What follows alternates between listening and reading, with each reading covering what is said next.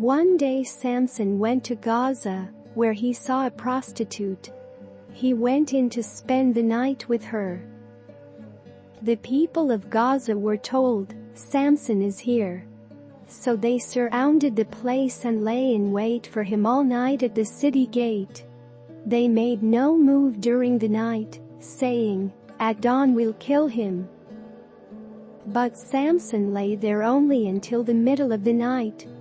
Then he got up and took hold of the doors of the city gate, together with the 2 posts, and tore them loose, bar and all. He lifted them to his shoulders and carried them to the top of the hill that faces Hebron.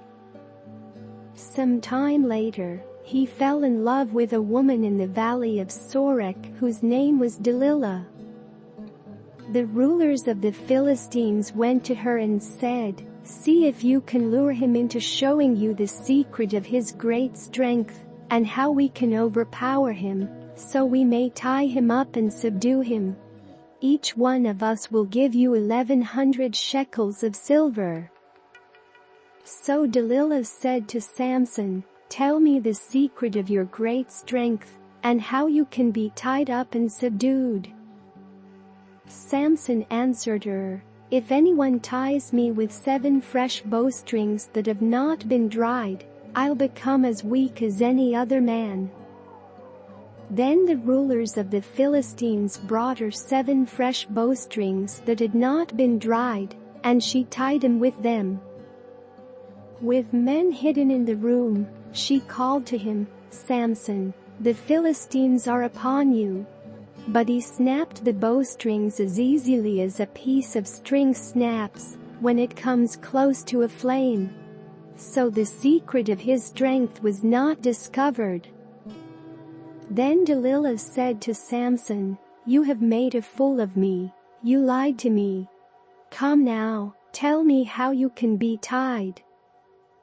He said, "If anyone ties me securely with new ropes that have never been used, I'll become as weak as any other man." So Delilah took new ropes and tied him with them. Then, with men hidden in the room, she called to him, "Samson, the Philistines are upon you." But he snapped the ropes off his arms as if they were threads. Delilah then said to Samson, "All this time you have been making a fool of me and lying to me. Tell me how you can be tied." He replied, "If you weave the 7 braids of my head into the fabric on the loom and tighten it with the pin, I'll become as weak as any other man." So while he was sleeping, Delilah took the 7 braids of his head, wove them into the fabric, and tightened it with the pin.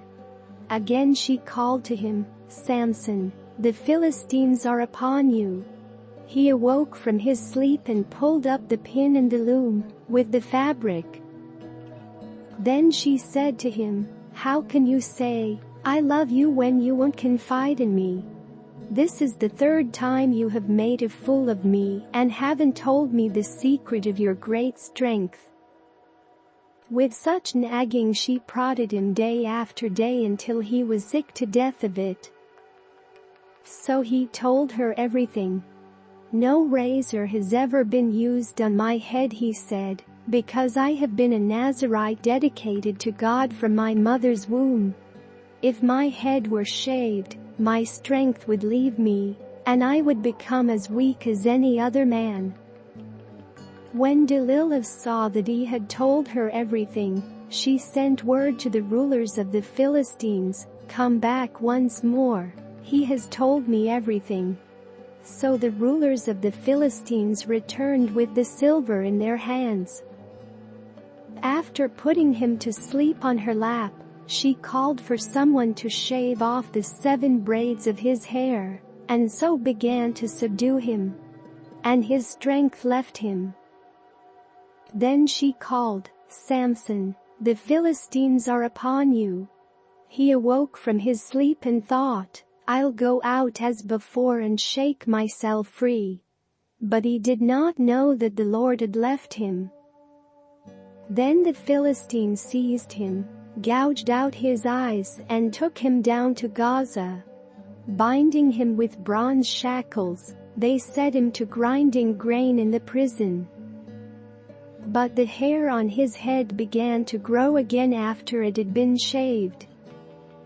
Now the rulers of the Philistines assembled to offer a great sacrifice to Dagon their god and to celebrate, saying, "Our God has delivered Samson, our enemy, into our hands." When the people saw him, they praised their God, saying, "Our God has delivered our enemy into our hands, the one who laid waste our land and multiplied our slain." While they were in high spirits, they shouted, "Bring out Samson to entertain us." So they called Samson out of the prison, and he performed for them. When they stood him among the pillars, Samson said to the servant who held his hand, "Put me where I can feel the pillars that support the temple, so that I may lean against them." Now the temple was crowded with men and women. All the rulers of the Philistines were there, and on the roof were about 3,000 men and women watching Samson perform. Then Samson prayed to the Lord, "Sovereign Lord, remember me. Please, God, strengthen me just once more, and let me with one blow get revenge on the Philistines for my 2 eyes." Then Samson reached toward the 2 central pillars on which the temple stood. Bracing himself against them, his right hand on the one and his left hand on the other, Samson said, "Let me die with the Philistines."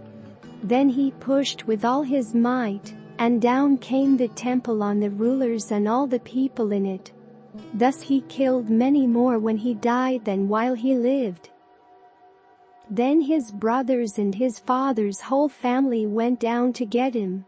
They brought him back and buried him between Sora and Eshtaol in the tomb of Manoah his father. He had led Israel 20 years.